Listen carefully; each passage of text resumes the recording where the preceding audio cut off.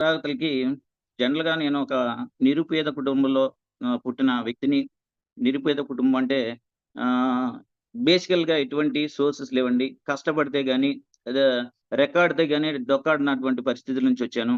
బేసికల్‌గా మా parents వచ్చాలకే bricks అంటే ఇటుకరాళ్ళు తయారు చేసేవాళ్ళండి నేను చిన్నప్పుడు.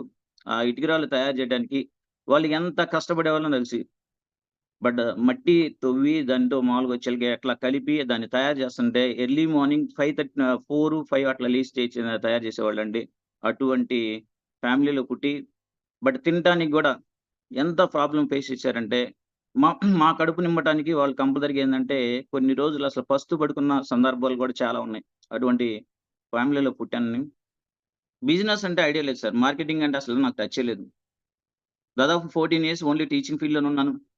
పిల్లలకి పాఠాలైతే నేను చెప్పగలుగుతాను గాని, ఎక్సలెంట్, వండర్‌ఫుల్ చెప్పగలుగుతాను గానీ, ఈ మార్కెటింగ్ అనేది నాకు అనుభవం లేదు. సారోళ్ళు చెబుతా ఉన్నారు. చెబుతా ఉంటే మనం దీంట్లో సక్సెస్ సార్ చెబుతానే ఉన్నారు. నాకు అనుభవం లేదు గదా! దీంట్లో అసలు మనకు టచ్ లేదు గదా! నేనసలు సక్సెస్ అవుతానా? అవునా? ఇది ప్లాన్ మీద కాన్సంట్రేషన్ కూడా చేయలేదు సార్ నేను. సార్ చెప్పేటప్పుడు అసలు నేను సక్సెస్ అవుతానా? నేనసలు నెట్‌వర్క్ బిల్డ్ చేయగలుగుతానా? అని ఆలోచించానండి. ఎందుకంటే నేను చేసింది ఒక ప్రైవేట్ ఇన్‌స్టిట్యూట్‌లో. ప్రైవేట్ ఇన్‌స్టిట్యూట్‌లో అంటే ఎర్లీ మార్నింగే మనం 8కెళ్తే తర్వాత నెక్స్ట్ వచ్చేలకి మేము 5 ఆర్ 6 అవుతుంది. జనరల్‌గా వచ్చేలకి హాలిడేస్ ఉండవు. నేను రెసిడెన్షియల్ ఇన్‌స్టిట్యూట్‌లో చేశాను. సెలవులుండవు. ఎటువంటివి ఉండవండి. పండగలుండవు. మొత్తం కంటిన్యూషన్‌గా పిల్లలు హాస్టల్‌లో ఉంటారు గాబట్టి, నేను హాస్టల్‌లో వర్క్ చేసేవాడిని గాబట్టి, బట్ ఎటువంటి సెలవుండేది కాదు. అట్లా కంటిన్యూషన్ వర్క్ చేయడం వల్ల నాకు మా ఓన్ రిలేషన్ ఏదన్నా సపోజ్ ఏదైనా ఫంక్షన్స్ గాని, ఏదన్నా అటెండ్ అవ్వాల్సినప్పుడు అటెండ్ అయ్యేవాడిని కాదు. బట్ కొన్ని సార్లు జనరల్‌గా వచ్చేలకి 1, 2 సార్లు చెబుతారు. వాళ్ళేందంటే ఇతను రావట్లేదనే ఉద్దేశంతో బట్ పిలవటమే మానేశారు. అటువంటి సర్కిల్ లేనోడిని మరి సారోళ్ళు చెప్పంగానే నెట్‌వర్క్ బిల్డ్ చేయమంటున్నారు. మరి నెట్‌వర్క్ నేను బిల్డ్ చేయగలిగినా? ఇదే ఆలోచన నాది. నెట్‌వర్క్ బిల్డ్ చేయగలుగుతానా? నేను నెట్‌వర్క్ బిల్డ్ చేయగలుగుతాను. అదే ఆలోచనలో ఉన్నాను.